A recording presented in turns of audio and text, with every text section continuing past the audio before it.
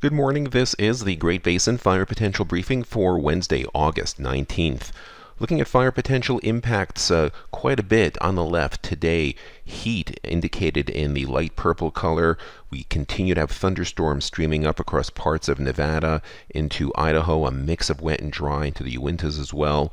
Also, winds picking up over 30 miles per hour with lowering humidity across northwestern Nevada where we've had lightning previously.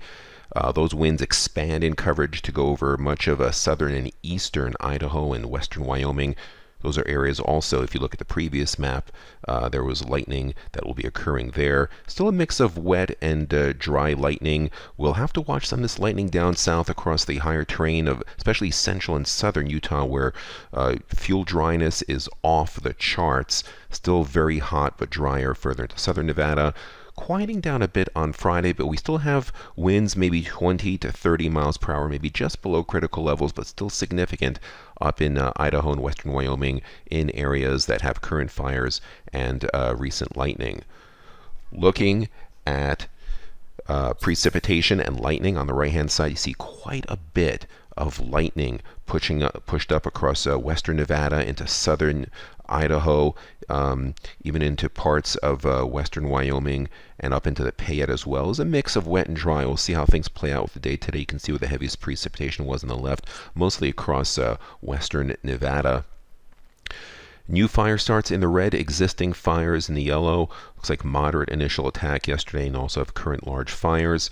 It has been quite dry the past 14 days. Very light precipitation amounts on the left, just a couple of hundredths of an inch, maybe a tenth of an inch to a quarter across the higher terrain of the Sierra. Percent of normal, 0 to 10% across most areas, and that is reflected by the ERCs near record levels above the 97th percentile in the purple, 90 to 96% in these dark reds, and 80th to 90% up in Idaho and western Wyoming where we have some concerns. A little bit of higher humidity and some isolated showers have taken the edge off slightly in northwest Nevada, but that'll be coming back with drier winds pushing in. 100-hour fuels, very dry in this red area, less than 5% and only slightly higher above that.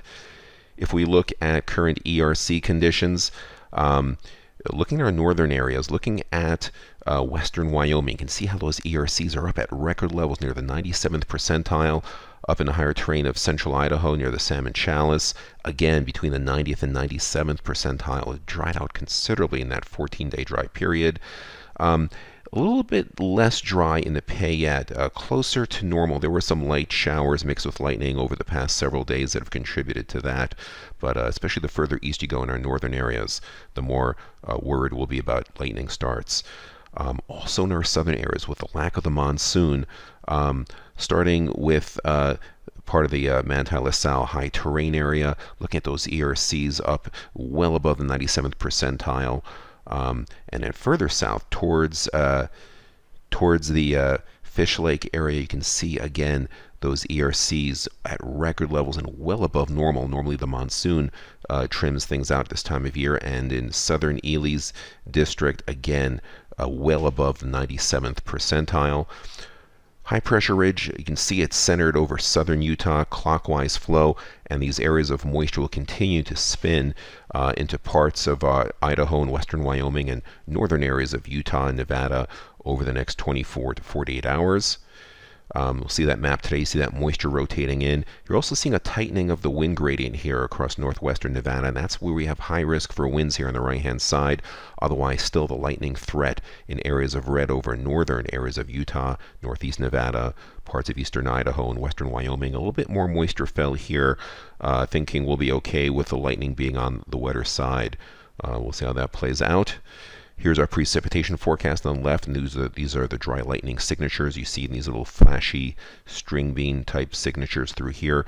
A little wetter to the west, so hopefully those will be on the wetter side, but we see some lightning signatures continuing into eastern Idaho and western Wyoming. We're also seeing these winds here gusting to 30, 35 miles per hour across northwestern Nevada be a concern. These are outflow boundaries from thunderstorms, also a concern in the vicinity of lightning and current large fires. Current humidity levels for this afternoon, minimum humidities, see how they drop down in northwest Nevada into the low teens. Teens up north, closer to 10% further south. Now let's go to tomorrow, and we'll see the moisture starts pushing out, but we see it lingering here across the higher terrain of Utah, and that's going to be our big concern with lightning here on the right-hand side. Especially some of these dry areas further south towards the Fish Lake. That'll be a big concern.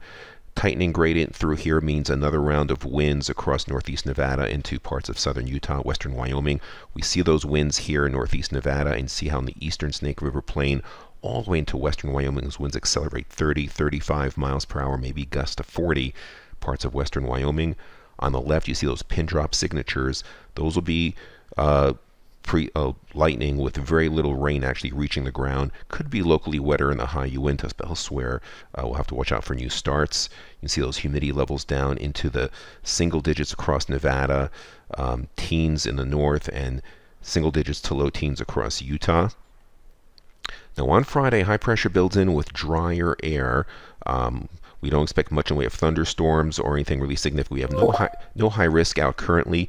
Winds will be moderate, maybe 20 to 30 miles per hour in eastern Idaho and parts of our southern areas north of the Sierra Front. Not quite critical, but if we have ongoing fires, it will be a factor. You can see those humidities down into the single digits to teens in most areas. Very little precipitation expected to reach the ground in many areas. Exception might be up in the far north. Going further down the road on Saturday, high pressure, hot, dry through this period, and you can see our fuels here very dry. Now there is some moisture that rotates through on the backside of this high over late in the weekend, Sunday and into Monday, and right now we think there'll be enough moisture where we will not issue high risk, but could see a brief modification in fuels. But we'll have to monitor this, because on the northern fringes where fuels are quite dry, we could indeed have new fire starts. We'll worry about that later when things dry out a little bit on Tuesday. 7-day total precipitation not really indicating that much. That's a concern later in the weekend into early next week.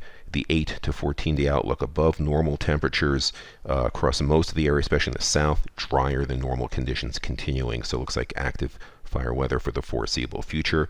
This concludes our briefing. Have a great day.